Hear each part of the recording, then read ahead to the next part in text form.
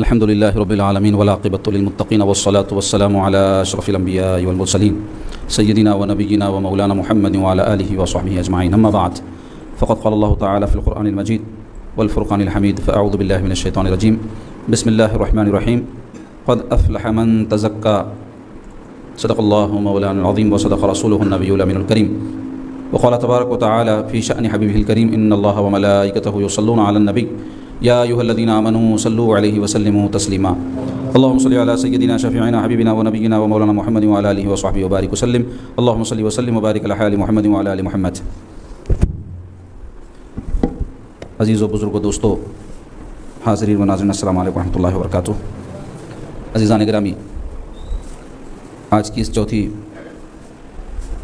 محفل کے لیے ہمارا عنوان ہے تزکیہ نفس کی تاکید اور اہمیت.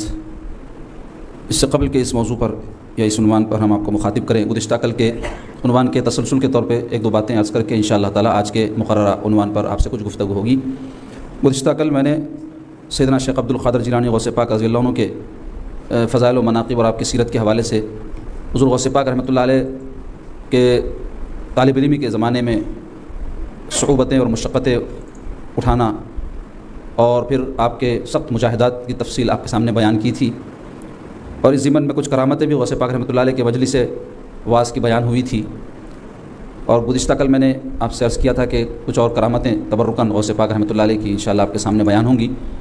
لیکن اس سے بھی قبل میں آپ کو بتاتا چلوں کہ اللہ تبارک و تعالیٰ کے فضل، اس کے کرم اور اس کے احسان سے ہم بھی صاحب نسبت ہیں. صاحب نسبت کسے کہتے ہیں؟ نسبت سے جڑے ہوئے کو. اور نسبت کسے کہتے ہیں؟ کسی سے تعلق کو.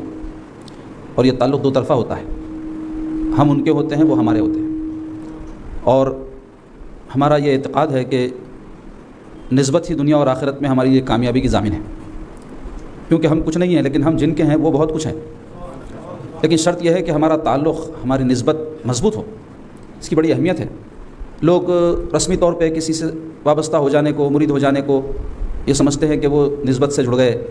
یقیناً رسمی طور پہ جڑے ہیں، لیکن حقیقی طور پہ جڑنا کچھ اور ہوتا ہے. اس کے لیے ضروری ہے کہ ہم جس بھی نسبت سے جڑے ہیں، کسی بھی بزرگ سے ہماری نسبت ہو، چاہے ہم قادری ہوں، چشتی ہوں، نقشبندی ہوں، رفاعی ہوں، بہت سے سلاسل ہیں، کسی بھی نسبت سے جڑے ہوں ہمارا تعلق مضبوط ہو اور ہم ان کے رنگ میں اپنے آپ کو رنگ لیں.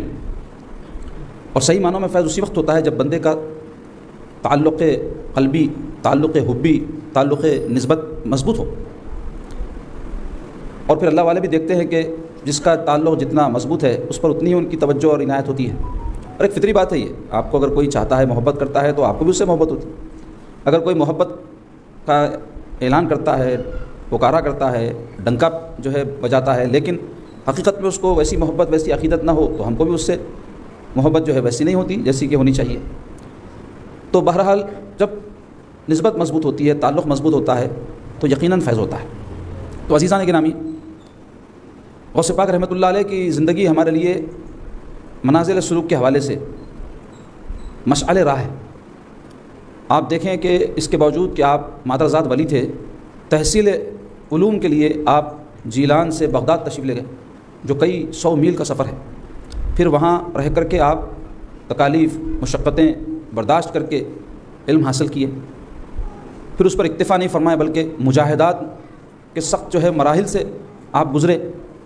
اور منصب ارشاد پر بھی آپ اس وقت تک نہیں بیٹھے جب تک کہ رسول اللہ صلی اللہ علیہ وسلم کا آپ کو حکم نہیں ہوا، بلکہ آپ کے مواعظ حسنہ میں بہت جگہ آپ نے سختی کے ساتھ اس بات کی واعظین کو، ہمارے جیسے مقررین کو، بلکہ علماء کو تاکید کی. اور یہ انہی کا حق تھا کہ جس میں آپ نے یہ فرمایا کہ جب تک کہ تم خود اپنی باتوں پر جب تک عمل پیرا نہ ہو، دوسروں کو نصیحت مت کرو.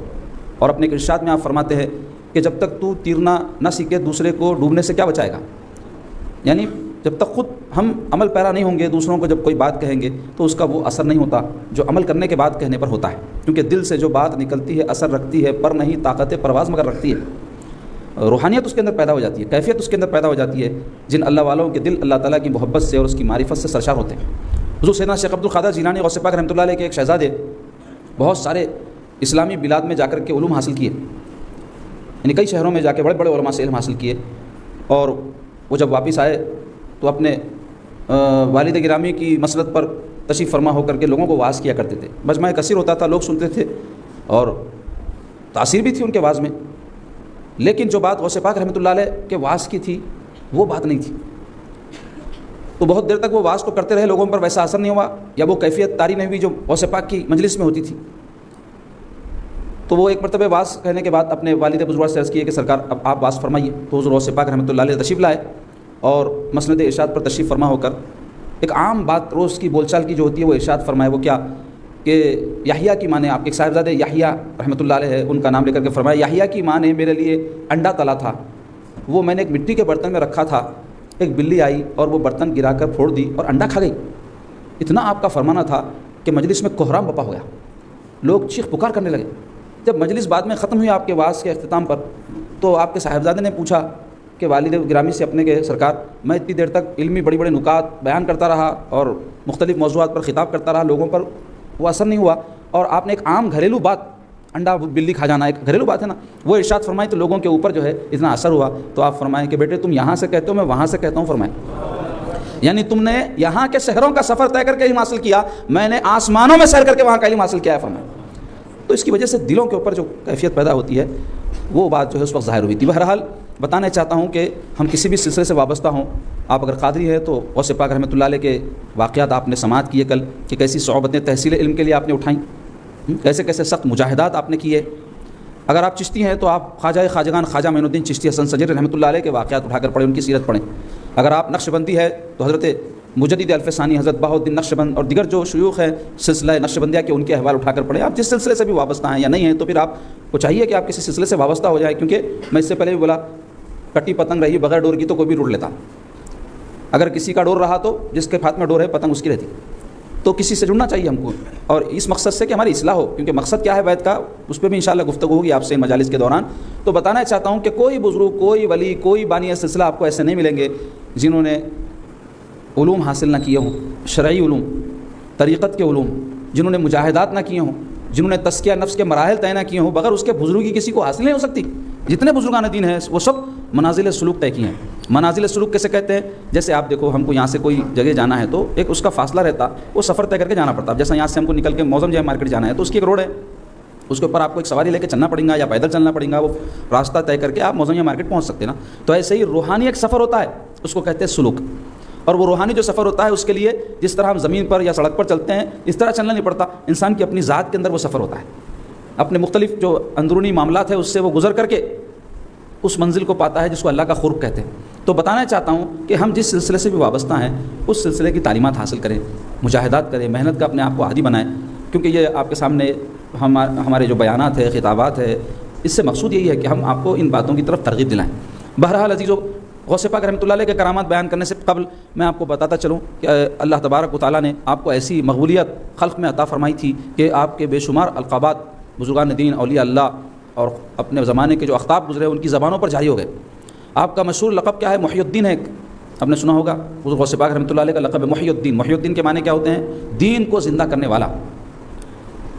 تو اس حوالے سے ایک واقعہ آپ کی معتبر کتاب میں نقل ہوا ہے، واقعات کی آپ کی جو معتبر کتاب ہے، کہ آپ کو محی الدین کیوں کہا گیا؟ تو آپ فرماتے ہیں ایک مرتبہ میں بغداد کے ایک راستے سے گزر رہا تھا تو میں نے ایک شخص کو دیکھا جو نہایت ہی کمزور ضعیف قسم کا سڑک کے کنارے بیٹھا ہوا تھا۔ میں اس کے پاس سے جب گزرا تو اس نے مجھے آواز دیا عبد القادر۔ تو آپ فرماتے ہیں میں اس کے قریب گیا تو اس نے اپنا ہاتھ بڑھایا، تو آپ فرماتے جیسے ہی میں نے اس کا ہاتھ پکڑا تو وہ جو ضعیف اور نحیف کمزور شخص تھا وہ بالکل توانا ہو گیا، صحت مند ہو گیا اور اٹھ کر کھڑا ہو گیا۔ آپ حیران رہ گئے، آپ پوچھے کہ تم کون ہو؟ تو وہ کہنے لگا کہ اے عبد القادر، میں آپ کے نانا کا دین ہوں، ابھی جو حالت آپ نے میری دیکھی تھی میری وہ حالت ہو گئی تھی، اللہ تعالیٰ آپ کے ذریعے مجھے دوبارہ زندہ کرے گا، نئی زندگی بخشے گا۔ تو آپ فرماتے ہیں کہ میں اس کے بعد نکل کر جب جامع مسجد میں آیا تو وہاں ایک شخص دوڑتا ہوا آیا اور میرا ہاتھ پکڑ کر چوما اور کہنے لگا یا محی الدین، یا محی الدین کہنے لگا۔ اس کے بعد لوگ یا محی الدین کہتے ہوئے میرے اطراف جمع ہو گئے۔ تو آپ نے دین اسلام کو زندہ کیا، کیوں؟ اس واسطے کہ جس دور میں آپ دنیا میں تشریف لائے 5ویں صدی ہجری کا دور، اس وقت جو بادشاہان وقت تھے وہ دین کے راستے سے ہٹ گئے تھے، دنیا داری میں پڑ گئے تھے، عیش پرستی میں پڑ گئے تھے۔ علماء جو تھے ان کے اندر جو دمخم ہونا چاہیے، جو حق گوئی ہونی چاہیے، جو امر بالمعروف و نہی عن المنکر کا جذبہ ہونا چاہیے وہ سرد پڑ چکا تھا۔ تو اب عوام الناس کا کیا حال ہوگا آپ اندازہ لگائیے، کیونکہ اس سے قبل میں یہ بات عرض کیا کہ حکام کا اور علماء کا کام ہوتا ہے قوم کو سیدھی راہ پر رکھنا۔ آپ دیکھو دنیا میں بھی جو غیر مسلم بادشاہ بھی اگر ہیں تو وہ کیا کرتے ہیں؟ اپنی قوم کے لیے کام کرتے ہیں۔ اپنے ملک کو آگے بڑھانے کی کوشش کرتے ہیں، اگرچہ کہ سب ایسا نہیں ہوتے، لیکن جو قوم پرست ہوتے ہیں وہ کیا کرتے ہیں، اپنی قوم کے لیے محنت کرتے ہیں، کوشش کرتے ہیں۔ تو جب کوئی مسلمان بادشاہ ہوتا ہے تو اس کی ذمہ داری کیا ہوتی ہے، قوم کو اللہ کے احکام کے تابع بنانا، اور علماء کا کام کیا ہوتا ہے، ان کو ہمیشہ اچھی باتیں بتانا، بری باتوں سے روکنا، جس کو امر بالمعروف و نہی عن المنکر کہتے ہیں۔ تو یہ کام بادشاہ کا جو کام ہے وہ اگر چھوڑ دے، یا ایسے ہی جو علماء کا کام ہے وہ چھوڑ دے، تو قوم کا کیا حال ہو جاتا ہے، بگڑ جاتی ہے، راہ راست سے ہٹ جاتی ہے۔ تو حضور غوث پاک رحمۃ اللہ علیہ کے زمانے میں ایسا ہی کچھ ماحول تھا، دین اسلام کے راستے پر جو چلنے والے لوگ تھے، علماء چلانے والے جو لوگ تھے، علماء چلنے والے جو قوم تھی مسلمان، وہ سب بھٹک چکے تھے۔ تو آپ نے اپنے مواعظ کے ذریعے، اپنے نور ولایت کے ذریعے لوگوں کو ہدایت کی راہ بتائی، ان کو نئی دینی زندگی عطا فرمائی، ان کو اللہ سے جوڑا۔ انبیاء کا بھی یہی کام رہا، جتنے انبیاء تشریف لائے وہ اللہ کے بندوں کو اللہ سے جوڑتے تھے، اور اولیاء اللہ کیا کرتے ہیں، وہ بھی یہی کرتے ہیں۔ خود ہمارے سرکار سیدنا امیر شجاع الدین صاحب قبلہ رحمۃ اللہ علیہ کے بارے میں آیا ہے کہ آپ جب سرزمین حیدرآباد پر برہان پور سے تشریف لائے تو اس سرزمین پر جو ہے آپ نے اپنی تبلیغ کے ذریعے، لوگوں کی اصلاح کے ذریعے بے شمار اللہ کے بندوں کو راہ راست پر لے کر آئے۔ کئی جو ہے بڑے بڑے اس زمانے کے جو کفار تھے، زیر دبا، وہ حضرت کے ہاتھ میں مسلمان ہوئے، اور اس زمانے کے کئی فاسق و فاجر گناہوں میں پڑے ہوئے مسلمان جو ہے نیکی کے راستے پر آئے، اللہ والے بن گئے۔ تو غوث پاک رحمۃ اللہ علیہ تو محی الدین ہے۔ اس کے علاوہ آپ کا ایک لقب جو آسمانوں میں مشہور ہے وہ باز اشہب ہے۔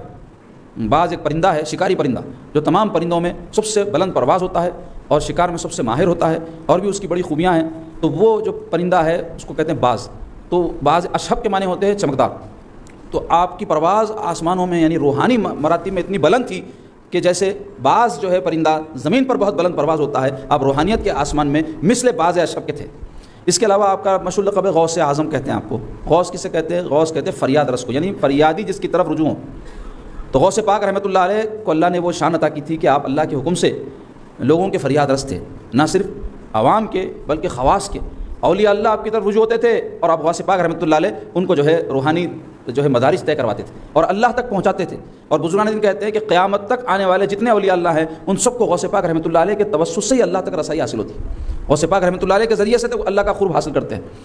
اسی طرح غوث تو یہ اللہ تک پہنچانے والے بندے کو کہتے ہیں۔ اعظم کے معنی ہوتے ہیں بڑے کے، تو غوث اعظم بڑے غوث۔ تو بڑے غوث کیوں کہتے ہیں؟ کیونکہ غوث خود ایک روحانی مرتبہ ہے، ایک رتبہ ہے۔ تو غوث اعظم ان سب کا سردار ہوتا ہے۔ تو جتنے اغواث ہوتے ہیں وہ سب غوث اعظم کی طرف رجوع کرتے ہیں۔ تو جتنے بھی بڑے بڑے اولیاء اللہ جو مرتبہ غوثیت پر فائز ہیں وہ غوث اعظم رضی اللہ عنہ کے محتاج ہیں۔ منازل روحانی اور منازل قرب الہی طے کرنے کے لیے اللہ نے غوث اعظم کو ان کو محتاج بنایا۔ اس کے علاوہ دستگیر بھی آپ کا لقب ہے، غوث اعظم دستگیر کہتے ہیں۔ دستگیر کے معنی ہوتے ہیں ہاتھ پکڑنے والے۔ تو آپ اہل اللہ کا ہاتھ پکڑ کے رسول اللہ کی بارگاہ میں پہنچاتے ہیں، رسول اللہ صلی اللہ علیہ وسلم اللہ کی بارگاہ میں پہنچاتے ہیں، دستگیری فرماتے ہیں ان کی۔ اس کے علاوہ اور بھی آپ کے بے شمار القابات ہیں جس کو ہم اپنے یہاں جو وظیفے کے طور پہ غوث پاک کے اسماء روزانہ پڑھتے ہیں، اس میں وہ القابات آتے ہیں نا، محبوب سبحانی، قطب ربانی، غوث الثقلین، سرچشمہ فیض رحمانی، بے شمار آپ کے القابات ہیں۔ تو یہ جو بزرگان دین کے بہت سے القابات ہوتے ہیں یہ ان کی عظمت پر دلالت کرتے ہیں۔ جس کے جتنے زیادہ نام ہوتے ہیں، جتنے زیادہ القاب ہوتے ہیں، ان کی شان اتنی ہی بلند ہوتی ہے، کیونکہ وہ القاب ان کو ایسے ہی نہیں ملتے۔ اور یہ القاب ایسے نہیں ہیں جیسے دور حاضر میں عقیدت کہ جو ہے رو میں بہ کے کئی جو ہے مریدین اپنے مرشدین کو بیجا القابات سے جو ہے نواز رہے ہیں۔ آج کل تو گلی گلی خطب الاقطاب بنا دے رہے ہیں، جس کو چاہے گلی گلی غوث اعظم بنا دے رہے ہیں کسی کو بھی، معاذ اللہ۔ عقیدت محبت اپنی جگہ ہے لیکن اس میں غلو نہیں ہونا، جس کا جو مرتبہ ہے اس کو اس مرتبے پہ رکھنا۔ ہمارے دین میں کسی کو اس کے مرتبے سے بڑھانے اور گھٹانے سے منع کیا گیا ہے۔ بیجا نہ کسی کو بڑھاؤ نہ بیجا کسی کو گھٹاؤ، جو جیسا ہے ویسا بولو۔ عالم ہے عالم کہو، نیک ہے نیک کہو۔ نیک ہے تو اس کا یہ مطلب نہیں ہے کہ وہ ولی ہو جائے۔ کئی ہے اپنے باپ مر جانے کے بعد ان کو ولی بنا دیتے، ان کے جو ہے عرساں فاتحیں شروع کر دیتے۔ تو ایسا کرنے سے ہو کیا رہا ہے کہ جو بزرگان دین واقع میں اکابرین اللہ والے جن کی بڑی بلند شان ہے، ان کے بارے میں لوگوں کو بدگمانی ہو جا رہی کہ بھائی یہ صاحب کو تو ہم دیکھتے تھے، انہوں کیسے تھے، کیا ہے، مرتے انہوں ولی ہو گئے، ان کا عرس ہو رہا ہے، ان کی فاتحہ دھوم دھام سے ہو رہی، تو شاید یہ بڑے بڑے بزرگان دین کے مزارات علماء بھی نعوذ باللہ ایسی تھے، ایسا خیال پیدا ہو جاتا، جبکہ حقیقت میں ان کی بڑی بلند شان ہے۔ تو بہرحال کہنا چاہتا ہوں دور حاضر کے اہل سنت والجماعت میں جو فتنے پیدا ہوئے اس میں سے یہ ہے کہ غلو کرنا اور بیجا القابات جو ہے جس کو چاہے لگا دینا، جس کو بولے صوفی بول دے رہے ہیں، جس کو بولے خطب بول دے رہے ہیں، جس کو بولے عجیب عجیب القابات ہیں، میں دہراؤں گا تو کوئی اپنے اوپر نہ لے کہ ہمارے بارے میں بول رہے کیا۔ لیکن اگر کوئی ویسا نہیں ہے اور اس کو ایسا کہا جا رہا ہے تو ہم کو تو لوگوں کو بتانا چاہیے کہ یہ چیز ٹھیک نہیں ہے، کیونکہ اس کی وجہ سے بزرگان دین کی عظمت میں لوگوں کے دلوں میں کمی آئے گی۔ اللہ سب کو نیک توفیق عطا فرمائے۔ تو عزیزان گرامی، غوث پاک رحمۃ اللہ علیہ کی بڑی بلند شان ہے، ان کا بڑا اونچا مقام ہے روحانیت میں۔ وہ تو ہم جیسے جو ناقص بندے ہیں وہ نہیں جان سکتے، صرف ہم جو اللہ والوں کی زبانی سنے ہیں یا ان کی تحریریں ہم تک پہنچی ہیں، غوث اعظم کی یہ شان ہے، ہم حسن ظن رکھتے ہوئے ان کے اس مقام اور مرتبے کے قائل ہیں۔ لیکن کسی بھی بزرگ کی عظمت و شان کو جاننے کا ہمارے لیے بھی ایک طریقہ ہے، وہ کیا ہے اس بزرگ کی تصانیف، ان کی تالیفات اور ان کی تعلیمات سے واقف ہونا، تو آپ کو پتہ چلتا کہ ان کس شان کے تھے. تو غوث پاک رحمۃ اللہ علیہ بھی بہت ساری اپنی تحریرات اور اپنی تصنیفات چھوڑے ہیں. اس میں سے مشہور آپ کی کتاب ہے فتوح الغیب. میں یہ کتابوں کے نام کیوں بول رہا ہوں؟ اگر کوئی قادری ہے یا غوث پاک سے عقیدت رکھتا ہے، قادری نہ بھی ہو، چشتی ہو، سب سلاسل حق ہیں اور سب یہ ندیاں ہیں جا کر کے رسالت امام صلی اللہ علیہ وسلم کے فیض کے سمندر میں ضم ہوتی ہیں. تو راستے کچھ بھی ہو، منزل ایک ہی ہے. تو کوئی سلسلے سے بھی ہو، غوث پاک تو ان تمام سلاسل میں باعث عظمت اور باعث جو ہے بزرگی کے بڑے رتبے پہ سمجھے جاتے ہیں. تو جاننا چاہیے کہ فتوح الغیب آپ کی کتاب ہے جس میں 80 کے قریب مضامین ہے تصوف کے، طریقت کے. آپ نے اس کے اوپر جو ارشادات جو ہے فرمائے اس کو قلم بند کیا گیا، اور الحمدللہ معتبر کتاب ہے وہ. آپ کی جو ہے طرف جو منسوب ہے اس کو حاصل کرنا، اس کے ترجمے ہیں اور اس کی شرح بھی کیا عبدالحق محدث دہلوی رحمۃ اللہ نے بازار میں موجود ہے، وہ لے کر کے آپ لوگ پڑھیں. اسی طرح سر الاسرار نام کی ایک کتاب غوث پاک رحمۃ اللہ علیہ کی ہے، اس میں بھی تصوف کے مضامین ہیں، شریعت کے، طریقت کے، معرفت کی، حقیقت کے. یہ اصطلاحات ہے، یہ کوئی شیخ کی صحبت میں بیٹھ کے کر کے سمجھنے کی ضرورت ہے. خالی تقریریں سن لے کے نہیں سمجھ میں آتی بات یہ. کیونکہ آپ دیکھو، ایک موٹی بات میں آپ کو بتاتا ہوں، جنرل نالج ایک الگ چیز ہے، فن حاصل کرنے ایک الگ چیز ہوتا ہے. مثلا آپ جو ہے ڈاکٹری کے بارے میں، انجینئرنگ کے بارے میں کسی کی تقریر سن رہے ہیں، آپ کو معلومات بہت ہو جا رہی ہے، ایک الگ چیز ہے. لیکن جب تک آپ انجینئرنگ کی پڑھائی باضابطہ نہیں پڑھیں گے اور کسی سینئر کے ساتھ رہیں گے نہیں، آپ ایکسپرٹ نہیں بن سکتے. تو ایسے ہی یہ روحانیت کے میدان میں بھی ہے. خالی تقریریں کر لینے اور سننے سے آدمی روحانیت نہیں حاصل کر سکتا جب تک کہ وہ اس کے لیے محنت نہ کرے، باضابطہ منازل سلوک طے نہ کرے. تو یہ سر الاسرار میں غوث پاک رحمۃ اللہ علیہ ان منازل کا ذکر فرمایا ان لوگوں کے لیے جو روحانیت میں دخل رکھتے ہیں. اس کے علاوہ رسالہ غوث اعظم غوث پاک رحمۃ اللہ علیہ کا مشہور رسالہ ہے، اس میں آپ کے 70 کے قریب الہامات ہیں. الہام کسے کہتے ہیں؟ جیسے انبیاء علیہ السلام کو اللہ تعالیٰ کی طرف سے وحی ہوتی تھی، ویسے اولیاء اللہ کو اللہ تعالیٰ کی طرف سے ایک بات دل میں ڈال دی جاتی ہے. وہ وحی کے مثل تو نہیں ہوتی، کیونکہ وحی کا رتبہ بہت بلند ہے، اور وحی کے حوالے سے یہ بات جاننا چاہیے کہ اس کا کوئی انکار کر دے تو کافر ہو جاتا. لیکن الہام کا کوئی انکار کرے تو کافر نہیں ہوتا، کیونکہ الہام ایک اللہ کے ولی کو ہو رہا ہے. وہ ذاتی حد تک اس پر اس بات کو ماننا اور اس پر عمل پیرا ہونا ضروری ہوتا ہے. ہر ایک کو وہ اس کا پابند نہیں بنا سکتا، کیونکہ جو ولی ہوتا ہے وہ جو ہے کوئی صاحب وحی نہیں ہوتا کہ اپنی بات کو لازماً کسی کے اوپر مسلط کر دے. البتہ انبیاء جو ہوتے ہیں ان پر یہ لازم ہوتا ہے کہ جو اللہ نے ان کو وحی کی ہے اپنی امت تک وہ پیغام پہنچائیں اور اس حکم کا لوگوں کو پابند بنائیں. یہ فرق سمجھ لیں الہام اور وحی میں. تو بزرگان دین کو الہام ہوتا ہے، یہ الہام ایسے نہیں ہوتا. دل جب تک مصفہ نہ ہو، آئینہ نہ بنے، اس کے اندر صورت صاف نظر نہیں آتی. تو ایسے ہی اولیاء اللہ کے جو قلوب ہوتے ہیں وہ مصفہ ہوتے ہیں، ستھرے ہوتے ہیں، پاک ہوتے ہیں. اس کے اندر قدرت نہیں ہوتی، گندگی نہیں ہوتی، خباثت نہیں ہوتی. تو وہ چمکتے ہوئے آئینے ہوتے ہیں، اس میں اللہ تعالیٰ کی تجلیات نظر آتی ہیں، انوار نظر آتے ہیں. آئینہ دھلا ہو، میلا ہو تو آپ دیکھو اس میں صورت دکھتی ہے اپنی، دکھی بھی تو صاف نہیں دکھتی. تو ہمارے دلوں کا یہ حال ہے، اور اللہ والوں کے جو دل ہیں وہ صاف و مصفہ ہونے کی وجہ سے بالکل چمکتے ہوئے آئینے کی مانند ہوتے ہیں، اور اس میں اللہ تبارک و تعالیٰ کی انوار اور تجلیات نظر آتی ہیں. تو بہرحال رسالہ غوث اعظم میں وہ الہامات ہیں جو اللہ نے غوث پاک رحمۃ اللہ علیہ کو فرمائے. اس کے علاوہ آپ کی مشہور تصنیف غنیۃ الطالبین. حضرت غوث پاک رحمۃ اللہ علیہ حنبلی المسلک تھے، ہم حنفی المسلک ہے نا. مسلک کسے بولتے ہیں؟ اب اس کی تفصیل میں گیا تو موضوع بدل جاتا، لیکن ہم کو پتہ ہونا چاہیے، سیکھنا چاہیے. مسلک بولتے ہیں، ہم چل رہے ہیں حنفی ہیں. کیوں حنفی ہیں؟ حنفی ہی کیوں ہیں؟ شافعی کیوں نہیں ہے؟ مالکی کیوں نہیں ہے؟ حنبلی کیوں نہیں ہے؟ تو جاننا چاہیے کہ کوئی ایک مسلک پر بندے کو چلنا چاہیے. اور ہم جو ہے نسلاً بعد نسلاً حنفی ہے، ہمارے اجداد حنفی تھے، ہم بھی حنفی ہیں. اور حنفی جو مسلک ہے اللہ نے اس کو بڑی مقبولیت عطا فرمائی ہے، اور دنیا کی اکثریت حنفی ہے. اللہ نے حضور امام اعظم کے فیض کو عام کر دیا ایسے، اور وہ مسلک بڑا آسان بھی ہے، اس وجہ سے بھی زیادہ لوگ جو ہے اس کی طرف راغب ہوتے ہیں. تو بہرحال آپ حنبلی المسلک تھے. تو وہ جو کتاب ہے غنیۃ الطالبین، اس میں آپ نے فقہی بہت سارے مسائل حنبلی مسلک کے مطابق لکھے ہیں. اس کے علاوہ اس کتاب میں اخلاقیات کی تعلیم ہے، اور تصوف کی تعلیم ہے، اذکار ہیں، اور نوافل، کئی قسم کی نوافل مختلف موقعوں پر پڑھنے کی اس میں آپ نے بیان کی ہے. بڑی اچھی کتاب ہے. فقہی مسائل کو اگر ہم رکھ بھی دیں بازو، چونکہ ہم حنفی ہیں، ہم سے متعلق نہیں ہیں، تو دوسری جو باقی باتیں ہیں وہ بڑی کام کی ہیں. وہ جو ہے کتاب اگر کوئی حاصل کر کے پڑھے تو اس کو بڑا فائدہ ہوگا. اس کے علاوہ الفتح الربانی غوث پاک رحمۃ اللہ علیہ کے خطبات کی کتاب ہے، آپ کے واعظوں کی کتاب ہے، واعظوں کی جو آپ فرماتے تھے، ہفتے میں 2-3 مرتبہ آپ واعظ فرماتے تھے، اپنے مدرسے میں واعظ فرماتے تھے، مسجد میں واعظ فرماتے تھے، اپنی خانقاہ میں واعظ فرماتے تھے، میدان میں واعظ فرماتے تھے. تو بڑے اچھے انداز سے کس تاریخ کو کس جگہ پر آپ نے وہ واعظ فرمایا وہ قلم بند کیے گئے ہیں. اور جیسے میں نے کہا کہ غوث پاک جب واعظ فرماتے تو 400 کے قریب علماء مجلس میں بیٹھ کر آپ کے واعظوں کو لکھتے تھے، اور آپ کے صاحبزادے اس کو کریکشن کر کے اس کو جاری کرتے تھے. تو ویسے جو ہے تقریباً 62 کے قریب مواعظ آپ کے الفتح الربانی جو کتاب ہے اس میں قلم بند ہے. وہ اصل میں عربی میں ہے، اس کا ترجمہ بازاروں میں موجود ہے، کسی کو شوق ہو تو لے کر پڑھے کہ کیسے عظیم الشان غوث پاک رحمۃ اللہ علیہ کے مواعظ ہیں. اگر سمجھ میں نہ آئے تو علماء سے رجوع کرے. بہرحال ایک معلومات کے طور پہ میں آپ کو یہ باتیں بتلایا، کیونکہ یہ زیادہ اعتراض اہل سنت والجماعت پر ہوتا ہے کہ بھائی آپ لوگوں کا کراماتاں تو بہت بیان کرتے ہیں بزرگوں کے، ان کی عظمتیں تو بہت بیان کرتے ہیں، ان کی تعلیمات پہ کچھ بھی نہیں بولتے. تو کسی کے بولنے کے اوپر میں آپ کے سامنے بیان نہیں کر رہا ہوں. بات واقعتاً یہ سچ ہے کہ ہم کو جس سے عقیدت ہے، جس سے محبت ہے، ان کی تعلیمات سے واقفیت ضروری.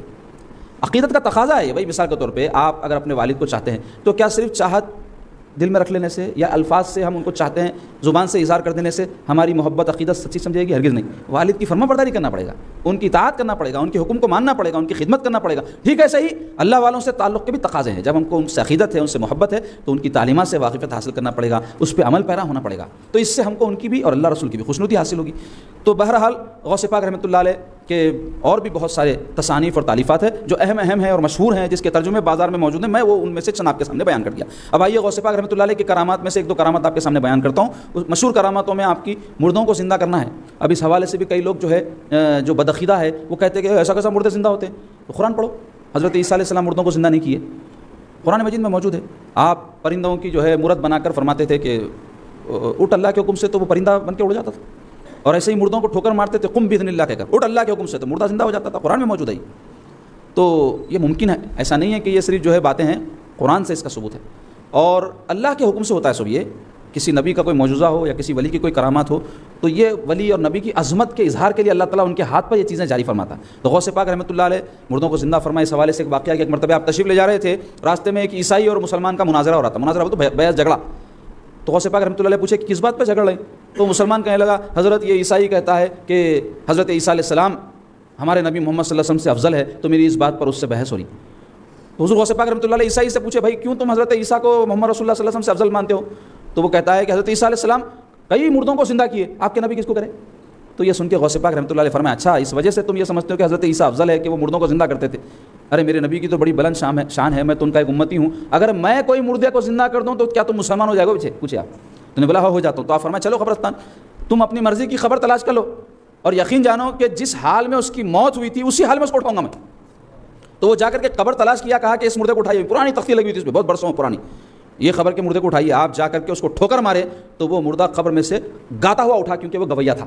تو وہ جیسے ہی کرامات دیکھا وہ عیسائی جو ہے اسلام میں داخل ہو گیا. تو یہ بزرگان دین کرامات وغیرہ بھی جو دکھاتے تھے، اس سے اپنی عظمت، اپنی ڈھاگ، اپنی بڑائی لوگوں پر ظاہر کرنے کے لیے نہیں، بلکہ اس کے ذریعے اللہ کے بندوں کو راہ راست پر لانے کے لیے، ہدایت پر لانے کے لیے کرامات دکھاتے تھے. اب آج کے دور میں اگر کوئی چمتکارہ دکھا رہا ہے تو اس کی یہ مطلب بات نہیں ہے کہ وہ اللہ کا کوئی ولی ہی ہو، کیونکہ کئی ایسے ہیں کہ وہ استدراج سے بھی کام لیتے ہیں. ان کے پاس جیسے جادوگروں کے پاس کئی قسم کے فن ہوتے ہیں، ہنر ہوتے ہیں، ہاتھ کی صفائی ہوتی ہے، نظر بند ہوتا ہے. تو کیا جو بھی کوئی چمتکار دکھائے اللہ کا ولی ہو جاتا؟ نہیں. اللہ کے ولی کی کرامات اللہ کے بندوں کی ہدایت کے واسطے ہوتی ہے.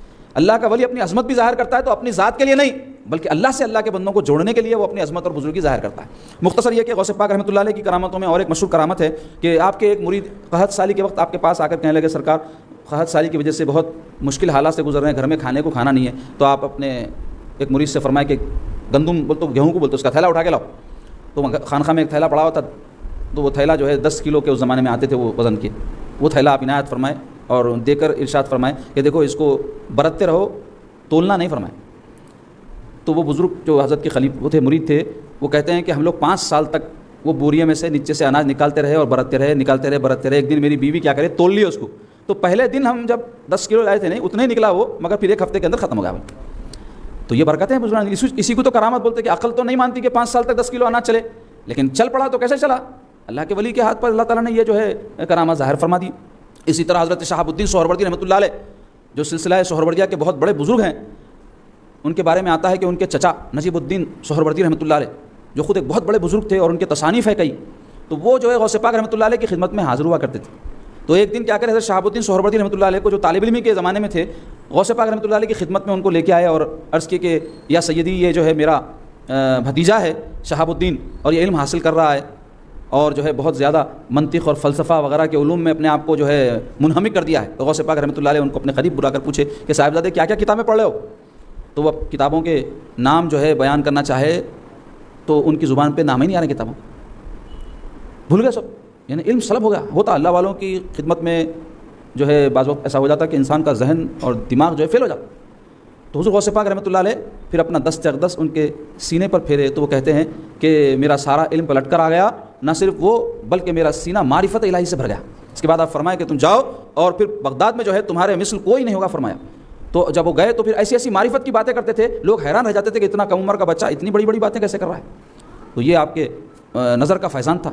تو بزرگان دین کے ایسے ایسے کرامات ہوتے ہیں اور بھی بے شمار کرامات ہیں، انشاءاللہ پھر موقع سے اس کی تفصیل میں آپ کے سامنے بیان کروں گا. تو عزیزان گرامی، حضور غوث پاک رحمۃ اللہ علیہ کے تصانیف کا تو میں ذکر کیا، غوث پاک رحمۃ اللہ علیہ کی سیرت کے بارے میں، یعنی ان کے شجرے، ان کے احوال اور جو کچھ میں کل سے پرسوں سے واقعات بیان کروں نا تو مختلف کتابوں سے پڑھ کر ہی آپ کے سامنے بیان کر رہا ہوں یا کسی سے سن کر بیان کر رہا ہوں. تو یہ غوث پاک رحمۃ اللہ علیہ کی جو سیرت کی کتابیں ہیں اس حوالے سے بھی میں آپ کو بتاتا چلوں 2-3 مشہور کتابیں اگر آپ کو شوق ہے اور ہونا چاہیے آپ کو اگر عقیدت ہے تو. یہ غوث پاک رحمۃ اللہ علیہ کی کیا عظیم خدمات ہیں, کیا ارشادات ہیں, کیا آپ کے اذکار ہیں, چند کتابوں کے نام میں گنواؤں گا, اس میں یہ سب آپ کو مل جائیں گے.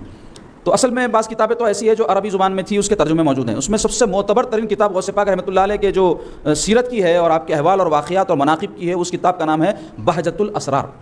کیا نام ہے اس کا؟ بہجۃ الاسرار. تو یہ جو کتاب بازار میں آپ کو آسانی سے ملے گی اور یہ کتاب جو ہے تصنیف حضرت علی بن یوسف شتنونی رحمۃ اللہ علیہ جو خود ایک بہت بڑے ولی گزرے ہیں. وہ غوث پاک رحمۃ اللہ علیہ کے نہ صرف واقعات اس کتاب میں جمع کیے ہیں بلکہ سندن جمع کیے ہیں. سندن بولے تو کس کو بولتے ہیں؟ سندن بولے تو واقعہ اپنے طور پہ نہیں, وہ واقعہ کس نے سنا, کس نے دیکھا, کس نے کس سے بیان کیا اور ان تک کیسا پہنچا, یہ پوری ترتیب. جیسے حدیث شریف میں بھی سندیں ہوتی ہے, رسول اللہ صلی اللہ علیہ وسلم کوئی بات ارشاد فرمائے تو محدث تو اس زمانے میں تھے نہیں تو پھر ان کو کیسا پتہ چلی. حضور کے زمانے میں تو صحابہ تھے تو صحابی نے سنی, بعد والے کوئی تابعی کو انہوں نے بتایا, وہ تابعی نے تابعی کو بتایا, پھر انہوں نے اپنے بعد والوں کو بتایا اور محدث کے زمانے تک اس طرح وہ روایت پہنچی. تو محدث نے کس سے سنا, انہوں نے کس سے سنا, انہوں نے کس سے سنا, پھر انہوں نے صحابی سے سنا اور انہوں نے رسول اللہ صلی اللہ علیہ وسلم. اس کو سند بولتے ہیں. تو ایسا سندن حضور غوث پاک کے واقعہ, تو یہ سندن کیوں بیان کرتے ہیں؟ اس سے بات معتبر ہو جاتی ہے. ہم کئی مرتبہ بولتے ہیں ایسا ہوا کتے ویسا ہوا کتے, تو کتے کتے آتے بات سمجھ میں آتی ہے کہ یہ بات ذرا ڈاؤٹ فل ہو جاتی. کیوں؟ اس کے اندر آپ کو خود نہیں معلوم کون بولے.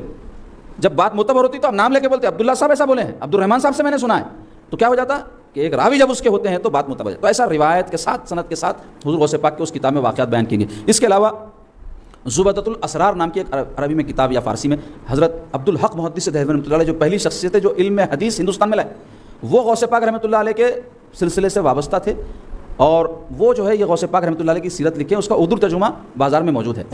اس کے علاوہ خلائد الجواہر نام کی بھی ایک عربی میں کتاب غوث پاک کے مناقب اور فضائل کی معتبر ترین کتاب ہے, اس کا بھی ترجمہ بازار میں موجود. اس کے علاوہ یہ ایک میرے پاس کتاب ہے مظہر جمال مصطفی, یہ اردو میں ہے, یہ کوئی سید نصیر الدین ہاشمی صاحب نے لکھی ہے, بڑی اچھی کتاب ہے. یہ بھی کئی کتابوں کا یہ سمجھ لیجئے کہ خلاصہ ہے, بہت ساری کتابوں کے حوالے سے انہوں نے اس میں غوث پاک رحمۃ اللہ علیہ کے واقعات بڑے آسان انداز میں عام لوگ جس کو پڑھ کے اچھی طرح سمجھ سکتے ہیں. جو میں پہلے کتابوں کا ذکر کیا وہ بڑی اونچی کتابیں ہیں, ترجمے اس کے آسان ہیں لیکن یہ اور اس سے زیادہ آسان. تو یہ کتاب بھی آپ حاصل کر سکتے ہیں, اس کو بھی پڑھ سکتے ہیں. اس کے علاوہ حضرت ابن حجر اسقلانی رحمۃ اللہ علیہ بہت بڑے ایک محدث محقق اور علم حدیث کے ماہر گزرے ہیں. ابن حجر اسقلانی بہت بڑے علامہ ہیں, بخاری شریف وغیرہ کی شرح انہوں نے کی ہے. انہوں نے بھی غوث پاک رحمۃ اللہ علیہ کی جو ہے مختصر سیرت لکھی ہے. اب بازار میں تو وہ کتاب آپ کو آسانی سے ملے گی نہیں ملے گی میں نہیں جانتا ہوں کیونکہ میرے پاس خود نہیں ہے, لیکن انٹرنیٹ پہ میں نے وہ کتاب دیکھی ہے. انٹرنیٹ پہ آپ ابن حجر اسقلانی رحمۃ اللہ علیہ کی جو ہے غوث پاک کی سیرت بول کر ٹائپ کرو انگلش میں, ان شاء اللہ تعالیٰ وہ کتاب ہے 30-40 صفحات کی آپ کو مل جائے گی. بڑی معتبر کتاب ہے, میں ان کا نام اس واسطے لے رہا ہوں کہ وہ بڑے بڑے علماء کے نزدیک معتبر سمجھے جاتے ہیں. حضرت ابن حجر اسقلانی انہوں نے غوث پاک کی سیرت لکھی. تو ہمارے گھروں میں رہنا بزرگان دین کے واقعات کی کتاب میں پرسوں بھی ایک کتاب کا نام بولا تھا, غالباً کل بولا, پرسوں تذکرۃ الاولیاء بزرگان دین کے واقعات کی کتاب ہے, لا کے گھر میں پڑھو آپ. دیکھو یہ اللہ والوں کے جو تذکرے ہے یہ اللہ نے قرآن میں ذکر کیا ہے نا, انبیاء کے قصے نہیں ہیں, اولیاء اللہ کے واقعات نہیں. کیوں بیان کیے اللہ تعالیٰ؟ اس واسطے بیان کیے کہ اس سے دلوں کو اطمینان نصیب ہوتا ہے اور زندگیوں میں ہم کو رہنمائی نصیب ہوتی ہے اور ہم کو صحیح راہ کی رہنمائی ہوتی ہے. تو پڑھنا آج کے دور میں آپ دیکھو فونوں میں اس میں کتنی مشغولیات ہو گئی فضول, جس کی وجہ سے کیا ہو رہا ہے, وقت بھی ضائع ہو رہا, اخلاق بھی خراب ہو رہے ہیں, تعلقات بھی خراب ہو رہے ہیں, پیسہ بھی خراب ہو رہا, صحت بھی خراب ہو رہی. کتابوں کے مطالعے سے ذہن کھلتے, حل روشن ہوتا, علم میں اضافہ ہوتا, بہت فائدہ ہے اس کے. تو پڑھنا, قرآن مجید تو روز پڑھنے کا معمول رہنا. اس کے علاوہ فقہ کی کتابیں اور بزرگان دین کے واقعات کی کتابیں ہر گھر میں رہنا اور اپنا معمول بنانا, اپنے بچوں کو پڑھ کے صفحہ 2 صفحہ روزانہ سنانا, روز نہیں تو کم سے کم ہفتے میں ایک دن مقرر کرنا. یہ اگر ہم کریں گے تو انشاءاللہ اپنے بچوں کے ایمان کی عقیدے کی حفاظت ہوگی. اللہ تعالیٰ ہم سب کو نیک توفیق عطا فرمائے. تو یہ سلسلہ تھا غوث پاک رحمۃ اللہ علیہ کے جو ہے سیرت مبارکہ اور آپ کے فضائل و مناقب کے حوالے سے, جس کو ہم اب اختتام کو پہنچاتے ہیں. اور جیسا کہ آج کا جو مقررہ عنوان ہے اس پر میں آتا ہوں, اور وہ عنوان کیا ہے, تزکیہ نفس کی تاکید اور اہمیت ہمارے دین میں کیا ہے. تو پہلے تزکیہ نفس بولتے کسے, اس کو سمجھنے کی ضرورت ہے. تزکیہ نفس کہتے ہیں انسان کے اندر سے بری خصلتوں کا نکل جانا. تزکیہ کہتے ہیں سترائی اور پاکیزگی حاصل کرنے کو. تزکیہ کے معنی کیا ہے؟ سترائی اور پاکیزگی حاصل کرنا. دیکھو انسان کا ایک ظاہر ہے نا, جسم بولتے اس کو, ایسے انسان کا ایک باطن ہے, اور اس کے باطن میں اس کا نفس ہے, دل ہے, روح ہے. تو انسان کا جیسے ظاہر میں آپ دیکھتے ہیں کہ میل و کچیل جسم کو لگتا, بیماریاں لگتے اس کو, یہ جسم جو ہے تکلیف اٹھاتا, یہ جسم نقصان پہنچتا, یہ سب تقاضے ہیں نا. تو ایسے اس کے باطن میں بھی یہ سب چیز ہوتی. انسان کے باطن کو بھی نقصان ہوتا, باطن میں بھی کئی قسم کے عیوب پیدا ہوتے, باطن میں بھی کئی قسم کی خرابیاں پیدا ہوتی. تو ہم جیسے اپنے ظاہر کی فکر کرتے, بیماری ہو گئی تو علاج کرتے, مار لگا تو دوا لگاتے, میلے ہو گئے تو پانی نہا کے صاف ہوتے, اچھے کپڑے پہنتے, خیال کرتے نا ظاہر جسم کا, کرنا بھی چاہیے, حکم بھی ہے شریعت کا. ایسے ہی اپنے باطن کا بھی خیال کرنے کی ضرورت ہے.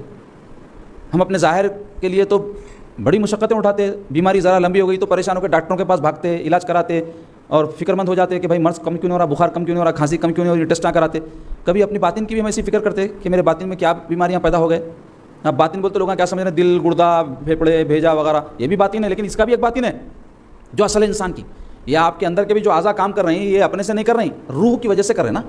اللہ تعالیٰ آپ کے اندر روح رکھا، روح کیا کر رہی ہے، آپ کے اندر کے اعضاء کو چلا رہی ہے، اندر کے اعضاء باہر کے اعضاء کو چلا رہے ہیں، یہ پورا کنیکشن ہے۔ تو ہم اپنے ظاہر کے علاج کی، ظاہر کی حفاظت کی جیسے فکر کرتے، اپنے باطن کی بھی ویسے فکر کرنا۔ تو انسان کے ظاہر میں جیسے بیماریاں ہوتی ہیں، خرابیاں ہوتی ہیں، ویسے انسان کے باطن میں بھی ہوتی ہیں۔ تو وہ جو باطن کی صفائی ہے اس کو بولتے تزکیہ، اور تزکیہ کرنا، باطن کی صفائی کرنا، اپنے اندر کو پاک کرنا، اپنے باطن کی اصلاح کرنا ہم پر واجب ہے۔ کیا ہے؟ واجب بولے تو لازم، مستحب نہیں ہے، نفل نہیں ہے، کرے تو کرے نہ تو نہیں۔ کیوں؟ قرآن سے ہم کو حکم ہے کہ ہم اپنے باطن کا تزکیہ کریں۔ اللہ تعالیٰ کیا فرما رہے ہیں؟ قد افلح من زکاہا وقد خاب من دساہا۔ کیا فرما رہے ہیں؟ قد افلح من زکاہا کے معنی ہے وہ کامیاب ہوا جس نے اسے ستھرا بنایا۔ کسے؟ اپنے باطن کو، اپنے جان کو۔ نفس کہتے ہیں، نفس کئی معنوں میں استعمال ہوتا ہے۔ نفس تنفس کو بھی بولتے، سانس لینے کو بولتے، نفس خواہشات کو بھی بولتے، نفس کے پیچھے پڑے ہوئے، نفس جان کو بھی بولتے، کل نفس ذائقۃ الموت آیا نا، تو وہاں جان مراد ہے۔ تو نفس کئی معنی میں آتا۔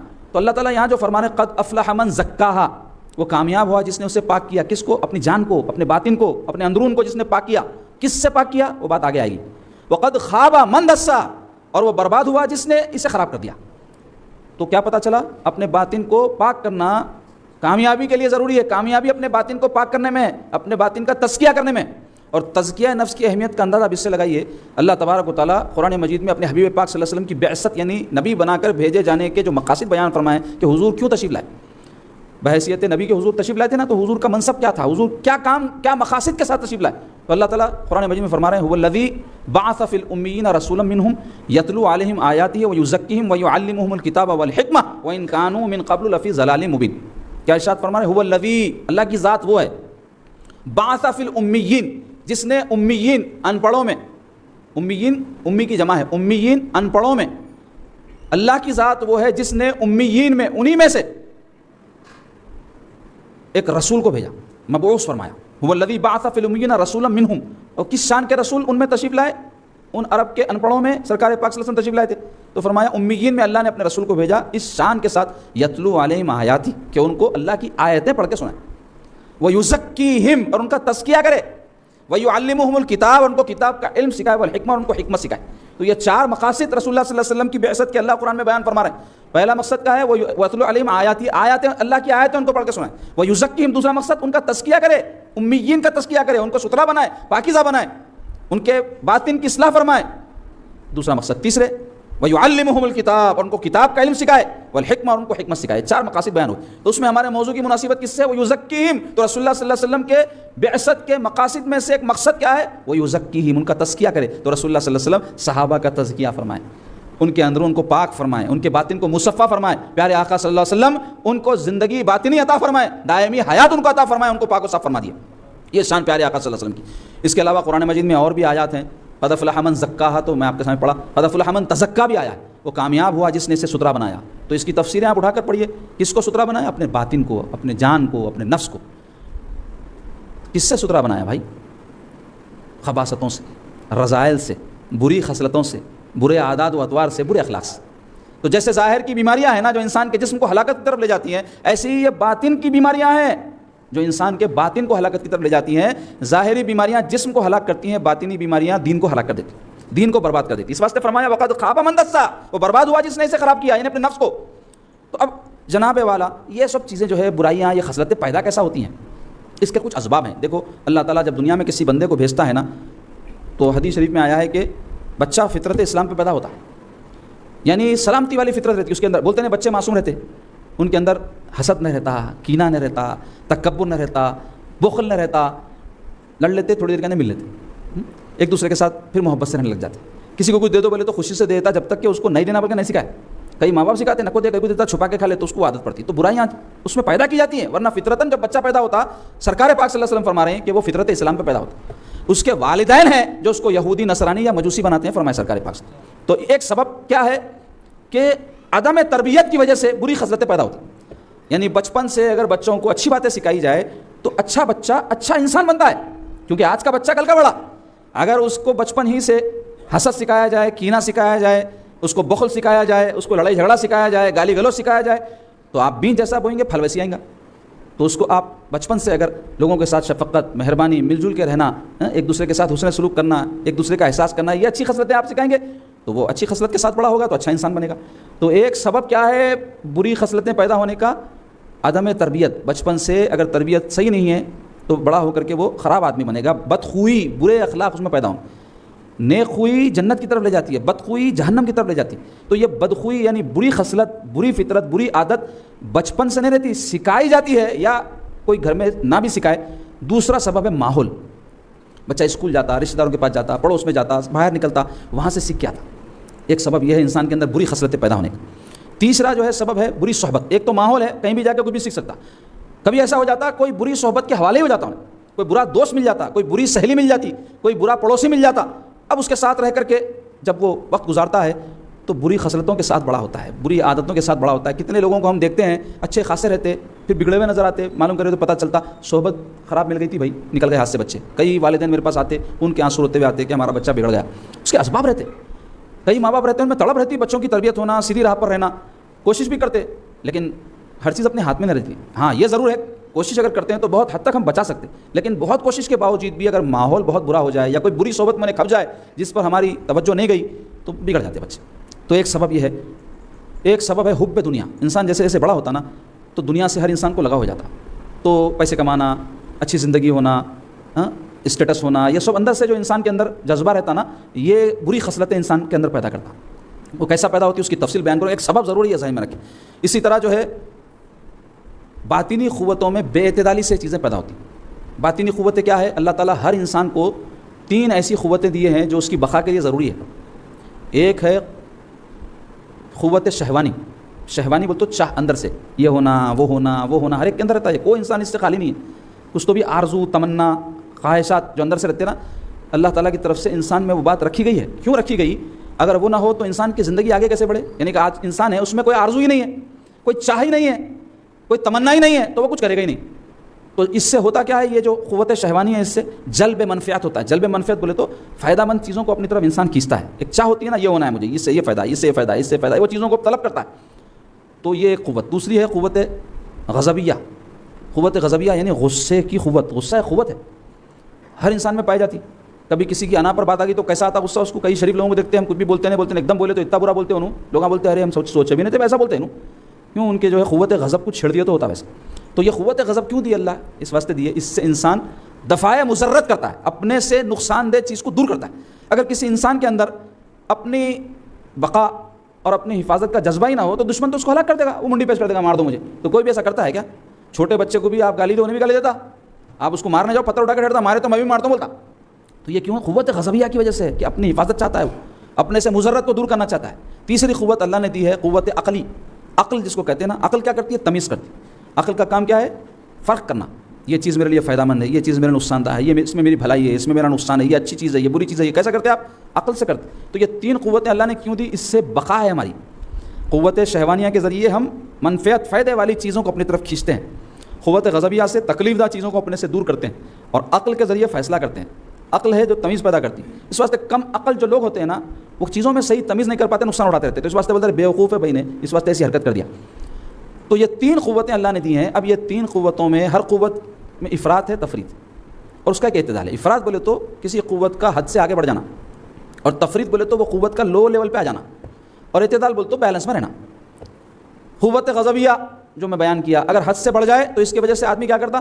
مار پیٹ کرنا، غنڈہ گردی کرنا، لوگوں کے ساتھ بدسلوکیاں کرنا، یہ سب خصلت اس کے اندر پیدا ہوتی۔ اور قوت غضبیہ میں کمی ہو جائے تو اس کے اندر بے غیرتی آ جاتی۔ کوئی کچھ بول رہا بھی تو بول لیں دو بھائی، میرے کو کیا فرق پڑتا، اس کی عزت نفسی کا بھی خیال نہیں کرتا ہوں۔ کئی لوگ رہتے تو اب سست قائل قسم کے، بیوی گالیاں دیتے رہتی، سوتے پڑے رہتا، اس کو اندر سے جھنجھوڑا ہی نہیں جا سکتا، کیوں؟ اس کی قوت غضبیہ نیچے آ گئی، افراط تفریط میں آ گئی۔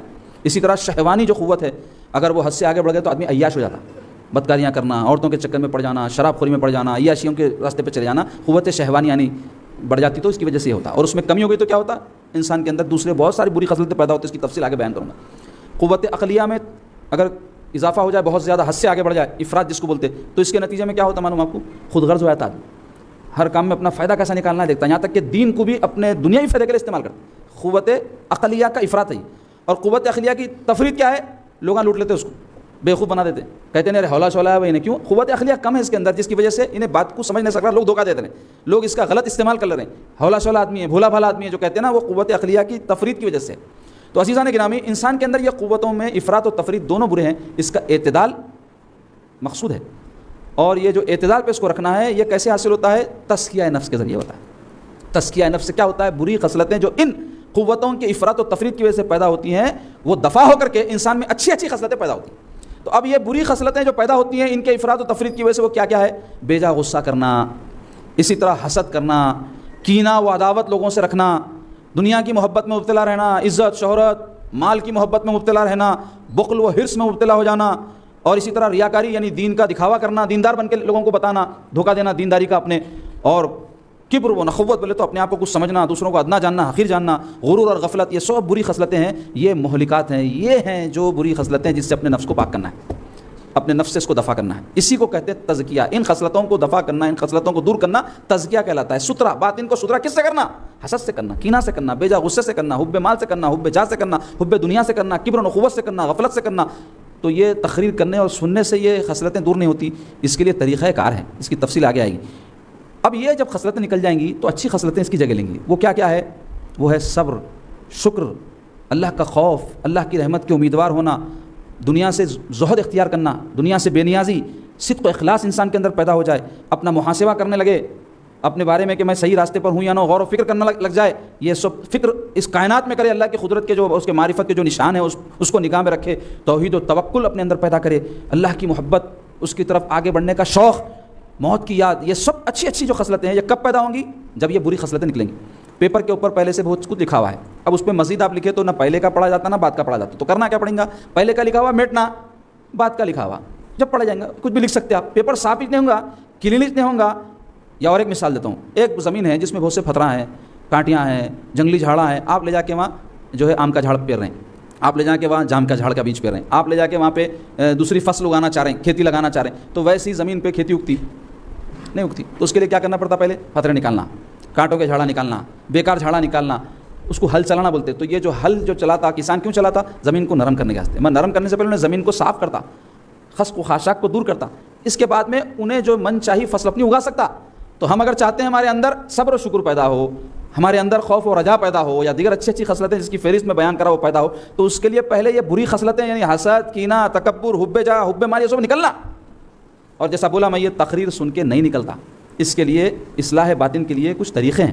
دیکھو بھائی، اب ڈاکٹر صاحب کنے گئے، آپ ڈاکٹر صاحب آپ کو بولے کہ بھائی آپ کی جو طبیعت خراب رہی، اس کی یہ وجہ ہے، اس کی یہ دوا ہے۔ ڈاکٹر صاحب کیسا بولتے ہیں؟ آپ کو صحت ہو جاتی؟ ہرگز نہیں ہوتی۔ ڈاکٹر صاحب ایسا بولے بعد میں ایک دوا لکھتے اور پرہیز بتاتے، وہ دوا جانا پڑتا، خریدنا پڑتا، کھانا پڑتا، جو کڑوی رہتی ہے اس کے ساتھ پرہیز کرنا پڑتا، تب جا کے صحت ہوتی ہے آپ کو۔ تو ایسے ہی یہ جو بری خصلتیں ہیں، یہ بیماریاں ہیں، اس کے بارے میں اگر کوئی آپ کو بتا رہے ہیں کہ حسد برا ہے، کینہ برا ہے، حب دنیا، حب جاہ، حب مال، یہ سب برا ہے، اس کو چھوڑ دو چھوڑ دو چھوڑ دو، تو یہ چھوٹتی نہیں ہے۔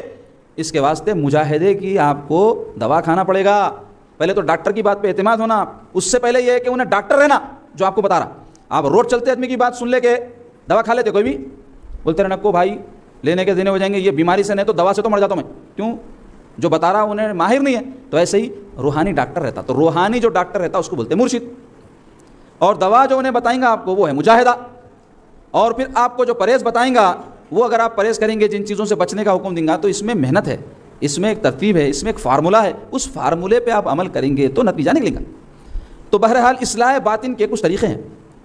ایک طریقہ کیا ہے؟ دیکھو جناب، محاسبہ نفس بولتے ہیں اس کو، محاسبہ نفس بولتے ہیں۔ ایک آدمی تنہائی میں بیٹھ کے غور کرنا، میرے اندر حسد تو نہیں ہے، میرے اندر کینہ تو نہیں ہے، میرے اندر بخل تو نہیں ہے، میرے اندر تکبر تو نہیں ہے، اور پھر انہیں محسوس کرا کہ ہاں ہے دیکھو میرے اندر، تو پھر اس کے بعد انہیں بولنا کہ میں اس کو دور کیسا کروں، اس کے طریقے اختیار کرنا، اس کو بولتے ہیں محاسبہ نفس۔ یہ سننے میں بڑا آسان ہے مگر کرنے میں بڑا مشکل ہے، اس واسطے کہ کون آدمی ہے جی جو متکبر ہوتے ہوئے میں متکبر ہوں، کون ہے جو بخیل ہوتے ہوئے سوچے کہ میں بخیل ہوں۔ آدمی تکبر کو پہلوانی سمجھتا، لوگوں کے سامنے غنڈہ گردی کئی کرنے والے متکبر رہتے ہیں، انہوں کیا سمجھتے ہیں؟ میں ایسا رہا تو لوگوں میں صحیح رہتے، ڈرا کر کو بولتا ہوں رہتا متکبر لیکن پہلوان سمجھتا اپنے آپ۔ کئی بخیل رہتے، انہوں بولتے بہت ہوشیار ہوں میں، لوگ دیوانے پنے سے پیسے کما رہے ہیں، میں کیسا بچا رہا ہوں، بولتا ہوں انہیں رہتا بخیل۔ تو انسان کے اندر اس کی جو عیوب اور جو برائیاں اور یہ جو بری خصلتیں ہیں نا، اس کو ہنر جانتا انہیں، اپنی بیماری اپنے کو دکھتی، اپنی پیٹھ جیسا نہیں دکھتی نا، ایسا اپنے یہ بری خصلتیں اپنے کو نہیں دکھتی. ہاں جب انسان کا باطن مصفہ ہو جاتا نا، جب پاکیزہ ہوتا جب کیا ہو جاتا بولے تو انہیں یہ سب چیزوں کو محسوس کرتا. جیسے اولیاء اللہ بزرگان دین تھے کہ ان کو تھوڑی سی بھی غلطی ہوتی تو فوری اس کو ریئلائز کر لیتے تھے، فوری محسوس کر لیتے تھے اور اس کی جو ہے اصلاح کر لیتے تھے. لیکن ہمارے آپ کے جیسے لوگوں کو اپنے عیوب بھی ہنر دکھتے، اپنی خرابیاں بھی ہم کو اپنے کمالات دکھتے، تو ہم اپنا محاسبہ کر کے اپنی اصلاح نہیں کر سکتے. ایک طریقہ ہے مگر یہ بھی مگر مشکل ہے، آسان نہیں ہے. دوسرا ہے آدمی کوئی ایسا دوست بنائے جو اس کے ساتھ شفقت کرنے والا ہو اور اس کو اس کے عیوب سے آگاہ کرنے والا ہو. ایسے کو دوست بناتے ہیں اپنے کو دوست کون ہونا جو ہمارے عیبوں کو ہنر دکھائے. کسی کو گالی دے دو بولا رہے کیا کام کرے، اچھا کرا تو بہت بول رہا تھا انہیں، ایک دو اور دینا تھا میں بھی تیرے ساتھ دیتا تھا. بول کون بولتا ہے یہ گالی دیے تو کہ گالی دینا بری بات ہے بھائی کیوں دیے آپ. تو ایسے مشفق دوست ملتے ہیں. ہم نماز پڑھنا جا رہے ہیں تو کون بولتا ہے میں بھی چلتا ہوں، بولتا ارے بیٹھ میں بعد میں جا کے پڑھیں گے بولتا. تو ایسا دوست ملتا آپ کو، مشفق دوست ملتا جو آپ کو اچھی بات بتائے اچھی، اور انہیں بتایا تو آپ اس کے ساتھ رہتے نہیں، انہیں آگاہ کرا تو آپ اس کو دور کر دیتے. کیونکہ انسان ایسے دوست کو پسند کرتا ہے جو اس کی تعریف کرے، جو اس کی غلطیوں پر بھی پردے ڈالے، جو واہ واہ کرے. تو اس واسطے ایک طریقہ تو ہے یہ کہ مشفق دوست سے اصلاح ہو سکتی مگر ویسا دوست ملتا نہیں، ملا تو اوپر رہتے نہیں. تیسری ایک اس سے مشکل راہ ہے اپنی اصلاح کی، وہ یہ ہے کہ دشمن جو ہوتا ہے نا ہمارا، اس سے اپنے بارے میں رائے معلوم کرنا. دشمن سے بات ہی نہیں کرتے تو رائے کہاں سے معلوم کریں گے. یہ کیوں بولے بزرگ؟ اس واسطے کہ دشمن آپ کی تعریف نہیں کرتا، کبھی بھی آپ کی کاٹ میں رہتا. انہیں آپ کے اچھائیوں کو بھی انہیں برائی بتاتا، آپ کے برائیوں کو تو 4 گنا بڑھا کے بتاتا. تو اگر کوئی اللہ والے لوگ ہیں تو کیا کرتے، اپنے دشمن سے بھی فائدہ اٹھاتے، اپنے دشمن سے بھی فائدہ اٹھاتے. ان کو چھوڑتے نہیں، انہوں بولتے اس سے بھی اپنے کچھ فائدہ، سمجھداری اسی میں ہے، ہم کو جس سے فائدہ مل رہا ہے لے لینا. مگر اس کے واسطے بہت بڑا دل گردہ بھی ہونا پڑتا، اور پھر آپ کا دشمن اتنا سمجھدار بھی ہونا کہ آپ کے عیبوں کو واقع میں جیسا ہے ویسا بتائے. تو یہ بھی ایک مشکل ترین کام ہے. چوتھا ایک طریقہ ہے وہ ہے کہ کوئی اللہ والے سے، مصلح سے اصلاح کا تعلق قائم کیا جائے. کس سے؟ کوئی مصلح سے، اصلاح کرنے والے سے، ماہر سے. اس کو بولتے پیری مریدی. کیا ہے اصل پیری مریدی کا مقصد؟ اپنی باطن کی اصلاح کے لیے کسی مصلح سے تعلق قائم کرنا. اس تعلق کے دوران جو عہد و پیمان ہوتا ہے اس کو بیعت بولتے. اور اصل میں ان سے تعلق قائم کیوں ہونا ہے؟ اس واسطے کہ وہ ماہر ہیں. جیسے ڈاکٹر ہوتا ہے نا جسمانی بیماریوں کا ماہر، ویسے یہ روحانی بیماریوں کے ماہر ہوتے ہیں. تو پہلی شرط تو یہ ہے کہ آپ اگر کسی سے بیعت کرنا چاہتے ہیں تو دیکھیں کہ واقع میں وہ ماہر ہے کہ نہیں. تو اس کی مہارت کا پتہ کیسے چلے؟ تو اس کے لیے کچھ علامات ہیں، کچھ نشانیاں ہیں. انشاءاللہ اس پر ہم کل گفتگو کریں گے. آج میں صرف اتنا ہی بولوں گا آپ کو کہ اگر ہم چاہتے ہیں ہمارے باطن کی اصلاح ہو تو پہلے تو باطن کی اصلاح کی فکر ہونا، جو لوگوں کو ہے نہیں. ہر شخص کل حزب بما لدیہم فرحون، قرآن بولا ہر شخص اپنے میں مگن ہے، اپنے میں مست ہے. انہیں بول رہا میں تو اچھا ہی ہوں. دوسروں کے چھوٹے چھوٹے ایپ بھی اس کو بڑے بڑے نظر آتے، اور اپنے بڑے بڑے ایپ کو بھی ہنر سمجھتا ہے انسان. تو پہلی بات تو یہ ہے کہ انسان کو اپنی اصلاح کی فکر ہونا، جس کی تاکید آئی. رسول اللہ صلی اللہ علیہ وسلم کیا فرمائے معلوم؟ انسان کے جسم میں ایک گوشت کا لوتھڑا ہے، جب وہ سنور جاتا ہے تو سارا جسم سنور جاتا ہے، جب وہ بگڑ جاتا ہے سارا جسم بگڑ جاتا ہے. اور فرمائے وہ دل ہے. ایک تو ہے گوشت کا لوتھڑا واقع میں جو ہر جاندار کے سینے میں ہے. کیا آپ کے، کیا ہمارے، کیا جانوروں کے، شیر کے، بکری کے، ہر جانور کے سینے میں دل ہے نہیں، اس سے اس کا جسم کام کر رہا. تو مراد صرف وہ ظاہری گوشت کا لوتھڑا نہیں ہے، بلکہ حضور جو فرمایا، علماء کہتے ہیں اس سے مراد ہے اس دل کی حقیقت. دل کی حقیقت کیا ہے؟ دل کا کام ہے پہچاننا کسی چیز کو، اچھا برا کیا ہے سمجھنا، یہ دل کا کام ہے. تو وہ دل درست رہا تو درست کام کریں گا. اس کے اندر خرابی پیدا ہو گئی تو انہیں غلط میسج دیں گا آپ کو. تو ایسے ہی جیسے آپ کے پاس ایک انسٹرومنٹ ہے، اس کے اندر اگر جو ہے وائرس آ گیا تو انہیں گڑبڑ کر دیتا، ایک کا کام ایک کر دیتا. تو ویسے ہی ہمارے دلوں کا بھی حال ہے. یہ بگڑے کیوں؟ نفس کی وجہ سے بگڑے. اور نفس کیسے بگڑا؟ جس کی ترتیب بتایا میں، یا تو عدم تربیت کی وجہ سے بگڑ گیا، یا بری صحبت کی وجہ سے بگڑ گیا، یا پھر جو اسباب دوسرے تھے اس کے حب جا حب مال اس کے چکر میں پڑ کے بگڑ گیا. تو عزیزان گرامی، بچپن میں تربیت ہو اور بعد میں جوان ہو جائے، اس کے بعد اگر کسی شیخ سے رجوع ہو تو شیخ کا کام آسان ہو جاتا. لیکن اگر ایسا نہ بھی ہو، لیکن بندہ اپنی اصلاح کی پہلے فکر تو کرے اور پھر اس کے لیے کوشش کرے. اب اس کی جو طریقہ کار ہے وہ تو آپ کا شیخ جو مرشد ہوگا وہ آپ کو اصلاح کے جو فارمولے ہے اس کے اوپر بٹھائے گا.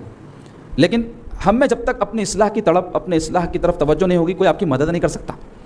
غافل کی بزرگاں بولے نا خدا بھی مدد نہیں کرتا. تو ایسے اگر ہم غفلت میں پڑے ہیں اور ہم سمجھ رہے ہیں کہ بھائی ہم تو نیک ہیں کیونکہ ہم نماز پڑھ رہے ہیں، ہم ذکر میں جا رہے ہیں، ہم جو ہے کسی کو کچھ بھی بول رہے نہیں، ہم بہت اچھے ہیں، ایسا نہیں سمجھنا. ہر انسان کے اندر یہ جو بری خصلتیں ہیں پائی جاتی ہیں، اور جب تک اس کی اصلاح نہ ہو انسان کا باطن مصفہ نہیں ہوتا.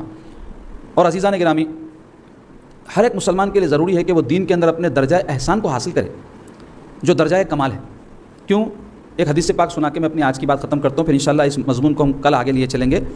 حضور پاک صلی اللہ علیہ وسلم کے زمانے میں ایک مرتبہ صحابہ حضور کی خدمت میں بیٹھے ہوئے تھے. ایک صحاب حضور کی خدمت میں آئے. یہ حدیث شریف بخاری اور مسلم شریف دونوں میں موجود ہے. معتبر حدیث ہے، اس کا میں اردو میں مفہوم بیان کر رہا ہوں آپ کو. تو وہ جب صاحب آئے تو حضرت عمر رضی اللہ عنہ اس حدیث کے راوی وہ کہتے ہیں کہ وہ صاحب صاف ستھرے کپڑے پہنے ہوئے، خوبصورت اچھے بال جمے ہوئے آئے، لیکن ہم میں کوئی بھی ان کو پہچانتا نہیں تھا. تو کیا مطلب ہے اس کا؟ مقامی نہیں تھے، مقامی رہتے تو صحابہ پہچانتے تھے. تو مطلب یہ ہے کہ مسافر تھے. تو اب جب مسافر آیا ہے تو پھر عرب میں جب مسافر کہیں سے آتا تھا تو اس کے بال بکھرے ہوئے ہوتے تھے، کپڑے گردآلود ہو جاتے تھے، سارا چہرہ دھول سے انمٹ رہتا تھا. لیکن یہ آئے ہیں مسافر بھی نہیں ہیں لیکن پھر فریش ایک دم، اور آ کر کے کیا کرے رسول اللہ صلی اللہ علیہ وسلم کے بالکل قریب بیٹھ گئے اور اپنے دونوں گھٹنوں کو حضور کے گھٹنوں کے مقابلے میں رکھ دیے، اپنے دونوں ہاتھوں کو رسول اللہ صلی اللہ علیہ وسلم کے دونوں گھٹنوں پر رکھ دیے اور حضور کو سلام کیے. حضور جواب دیے. اس کے بعد رسول اللہ صلی اللہ علیہ وسلم سے ایک سوال کیے، یا رسول اللہ مل اسلام، اسلام کیا ہے پوچھے حضور پاک صلی اللہ علیہ وسلم. حضور پاک صلی اللہ علیہ وسلم ان کو ارکان اسلام تعلیم فرمائے. ارکان اسلام کیا ہے؟ لا الہ الا اللہ محمد رسول اللہ، کلمہ طیبہ، نماز پڑھنا 5 وقت کی، رمضان کے روزے رکھنا، صاحب مال ہے تو زکوٰۃ دینا اور حج کرنا. تو اس کے بعد کہنے لگے آپ سچ فرمائے بولے. تو صحابہ حیران. کیوں حیران ہوئے؟ ارے بھائی سچ فرمائے کب بولتے؟ پہلے سے معلوم رہا تو سچ فرمائے، تصدیق بولتے اس کو. تصدیق کب کرتا آدمی؟ جب پہلے سے علم ہو. مثلا آپ کے پاس کوئی صاحب آئے اور آپ سے سوال کرے عبداللہ صاحب بہت اچھے آدمی ہے، نہیں بول تو آپ بولے ہو تو میں بھی بولوں بہت اچھے آدمی ہے، تو آپ تصدیق کر رہے ہیں، ہے سو کو ہے بول رہے ہیں. تو صحابہ کو حیرت کہ جب ان کو پہلے سے معلوم تھا تو رسول اللہ سے پوچھے کیوں؟ کیونکہ پہلے سے معلوم ہونے کی دلیل کیا تھی؟ آپ نے سچ کہا کہوں. تو مطلب یہ کہ ان کو معلوم تھا کہ اسلام کیا ہے. پھر دوسرا سوال کیا مل ایمان، یا رسول اللہ ایمان کیا ہے؟ تو حضور پاک صلی اللہ علیہ وسلم ایمانیات سے متعلق باتیں ان کو بتائے. وہ کیا ہے ایمان؟ اللہ پر ایمان لانا، کتابوں پر ایمان لانا، رسولوں پر ایمان لانا، آخرت پر ایمان لانا، تقدیر پر ایمان لانا. ایمانیات ہے یہ، یعنی آدمی اس کو ماننا ضروری ہے، بغیر مانے مسلمان نہیں ہو سکتا، اس کو ایمانیات بولتے. حضور وہ عقیدے کی باتیں ان کو بتائے. تو پھر وہی بولے سچ کہا آپ نے. تو صحابہ پھر حیران، بولے جب معلوم ہے تو پوچھے گے کوئی نو بھائی. پھر تیسرا سوال کیے مل احسان، یا رسول اللہ احسان کیا ہے؟ تو پیارے آقا صلی اللہ علیہ وسلم فرمائے ان تعبد اللہ کأنک تراہ وإن لم تکن تراہ فإنہ یراک. تو اللہ کی ایسی عبادت کر، سرکار فرماتے گویا تو اس کو دیکھ رہا ہے. اللہ کی کیسی عبادت کر؟ گویا تو اس کو دیکھ رہا ہے. اگر یہ نہیں کر سکتا تو یہ سمجھ اللہ تجھے دیکھ رہا ہے. تو ان کے اس سوال پر اور بھی پھر انہوں نے سوال قیامت کی علامتوں وغیرہ کے بارے میں حضور سے کیا. حضور نے ان کو ارشاد فرمایا. پھر وہ صاحب چلے گئے. اس کے بعد رسول اللہ صلی اللہ علیہ وسلم اپنے صحابہ سے پوچھے تم لوگ جانتے یہ شخص کون تھا؟ تو صحابہ بولے یا رسول اللہ ہم نہیں جانتے. تو حضور فرمایا یہ جبرائیل تھے، انسانی صورت میں آئے تھے تاکہ تم کو تمہارا دین سکھلائیں. کیا فرمایا حضور؟ غور کرو آپ، یہ لفظ آیا ہے کس لیے آئے تھے؟ تم کو تمہارا دین سکھلائیں. تو دین کے تحت کیا کیا باتیں انہوں نے پوچھی؟ دین کے تحت انہوں نے اسلام کی تعریف پوچھی، دین کے تحت انہوں نے ایمان کی تعریف پوچھی، دین کے تحت انہوں نے احسان کی تعریف پوچھی. تو ان 3 باتوں کو حضور نے فرمایا یہ دین ہے. تو کیا پتہ چلا؟ دین صرف ارکان اسلام کا نام نہیں ہے، دین صرف عقائد اسلام کا نام نہیں ہے، دین صرف احسان کا نام نہیں ہے جس کی تعریف میں حضور نے فرمایا اللہ کی تو ایسی عبادت کر گویا اللہ کو دیکھ رہا ہے، یا نہیں تو یہ سمجھ اللہ تجھے دیکھ رہا ہے، بلکہ یہ تینوں کے مجمع کا نام دین ہے.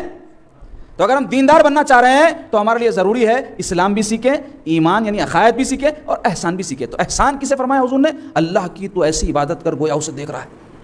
یہ نہیں کر سکتا، ممکن نہیں ہے تیرے لیے، تو فرمایا یہ سمجھ اللہ تجھے دیکھ رہا ہے. اسی کو صوفیہ اکرام نے کہا ہے کہ اللہ کی ایسی عبادت کر گویا تو اسے دیکھ رہا ہے، اس کو مشاہدہ کہتے ہیں. اور ایسا نہیں کر سکتے تو یہ سمجھنا اللہ مجھے دیکھ رہا ہے، اس کو مراقبہ کہتے ہیں. تو اس کو حضور نے کیا فرمایا؟ احسان. تو احسان کیا ہے؟ دین میں درجہ کمال ہے. اب آؤ تم کو بتاتا ہوں بزرگوں کی، اولیاء اللہ کی، صوفیہ کی شان بلند کیوں ہے. وہ صوفیہ اکرام بزرگان دین یہ کمال کے درجے کے حامل ہوتے ہیں. اسلام اور ایمان تو ہم بھی ہو سکتا ہے اس پہ عمل پیرا ہو جائے، درجہ احسان ہم کو حاصل نہیں ہوتا. تو اللہ کے کئی اولیاء ایسے ہوتے ہیں جو درجہ احسان میں یا تو مشاہدے کے مقام پہ ہوتے ہیں، کئی ایسے ہوتے ہیں جو مراقبے کے مقام پہ ہوتے ہیں. تو یہ جو اللہ مجھے دیکھ رہا ہے یہ کیفیت ہے نا بھائی، کیفیت کا نام ہے اللہ مجھے دیکھ رہا ہے، اللہ مجھے دیکھ رہا ہے، سمجھیں آپ. تو یہ کیفیت حاصل کیسے ہو؟ تو جان لو کہ یہ جو احسان ہے، جو درجہ کمال ہے اسلام میں، یہ کیفیت حاصل ہوتی ہے تزکیہ نفس کے ذریعے سے. جب تک کہ آپ کی نیت خالص نہیں ہوگی، آپ کا باطن پاک نہیں ہوگا، آپ کے اندر یہ کیفیت نہیں آ سکتی. اور تزکیہ نفس کیسے حاصل ہوتا ہے؟ تزکیہ نفس حاصل ہوتا ہے مجاہدے کے ذریعے. مجاہدہ جہد، کوشش کرنا. والذین جاہدوا فینا لنہدینہم سبلنا. کیا فرما رہے ہیں اللہ تعالیٰ؟ جو ہماری راہ میں کوشش کرتے ہیں ان کے لیے راہیں کھولتے ہیں، ہم ان کے لیے راہیں کھولتے ہیں. ایک نہیں، راہیں جمع آیا ہے. والذین جاہدوا فینا لنہدینہم سبلنا، سبیل کی جمع سبل ہے، کئی راستے کھولتے ہیں. یہ اللہ تبارک و تعالیٰ کا کتنا بڑا کرم ہے، بندہ جب اس کی طرف آنا چاہتا ہے تو ہم تو مائل با کرم ہیں، کوئی سائل ہی نہیں، راہ دکھلائیں کسی رہروئے منزل نہیں والا معاملہ ہے. تو عزیزان گرامی، میں بتانا کیا چاہ رہا ہوں آپ کو، درجہ احسان اگر ہم حاصل کرنا چاہتے ہیں، جو مقصود ہے اصل دین سے، دین صرف اقوال کا، افعال کا نام نہیں ہے، احوال کا نام ہے. ہمارے دین میں صرف نماز پڑھ لو، روزہ رکھ لو، یہ جو احکام ہے نا، اس کو شریعت کہتے ہیں. شریعت کی تکمیل اس وقت تک نہیں ہو سکتی جب تک کہ بندہ طریقت پر نہ چلے. تو شریعت کیا ہے، طریقت کیا ہے، انشاءاللہ کل ہم اپنے جو ہے گفتگو کا آغاز اسی سے کریں گے. پھر اس کے بعد میں یہ جو درجہ احسان ہے یا تزکیہ نفس ہے، اس کی تحصیل کیسے ہوتی ہے انشاءاللہ تعالیٰ اس کے طریقے آپ کو بتائیں گے. اللہ پاک سے دعا کرتا ہوں یا الہ العالمین ہم سب کو نیک توفیق عطا فرمائیے. لوگوں کو جن باتوں کی ہم نصیحت کرتے ہیں اس پر خود پہلے عمل پیرا ہونے کی ہم کو توفیق نصیب فرمائیے. یا اللہ ہمارے باطن کی اصلاح فرما دیجیے، اس کے جو ذرائع اور اسباب ہے اس کو اختیار کرنے کی توفیق نصیب فرمائیے. اچھی صحبتیں ہم کو نصیب فرمائیے، اپنے نفس کا محاسبہ کرنے اور اس کی اصلاح کی فکر کرنے کی توفیق نصیب فرمائیے. اے اللہ ہمارے اندر جو بگاڑ ہے مولا، ہم دنیا سے تو چھپا سکتے ہیں، لوگوں کی نظر سے تو اس کو اے اللہ ہم چھپا کر رکھ سکتے ہیں، لیکن آپ سے کوئی بات چھپی نہیں ہے، صبح آپ پہ روشن ہے. اے اللہ ہمارے باطن کی اصلاح فرمائیے، ہمارے نفوس کا تزکیہ فرمائیے، قلوب کا تصفیہ فرمائیے. اے اللہ ہماری روحوں کا تجلیہ فرمائیے. اے اللہ ہمارا قلب ایسا بنائیے جس میں آپ کے تجلیات، آپ کے انوار ہم کو نظر آئیں. مولا ہمارا خاتمہ بالخیر فرمائیے، ہم کو اسلام کی زندگی، ایمان کی موت نصیب فرمائیے. بیماروں کو صحت و عافیت عطا فرمائیے، پریشان حالوں کی پریشانی کو دور فرمائیے. ہماری دنیا اور آخرت کو سنوار دیجیے. اے اللہ حسد سے، کینہ سے، تکبر سے، حب دنیا، حب مال، حب جاہ سے ہمارے سینوں کو پاک فرمائیے اور آپ کے حبیب کی محبت ہمارے قلوب میں جاگزی فرمائیے. وصلی اللہ تعالی علی خیر خلق ونور عرش سیدنا و مولانا محمد و علی آلہ و صحبہ اجمعین برحمتک یا ارحم الراحمین والحمد للہ رب العالمین.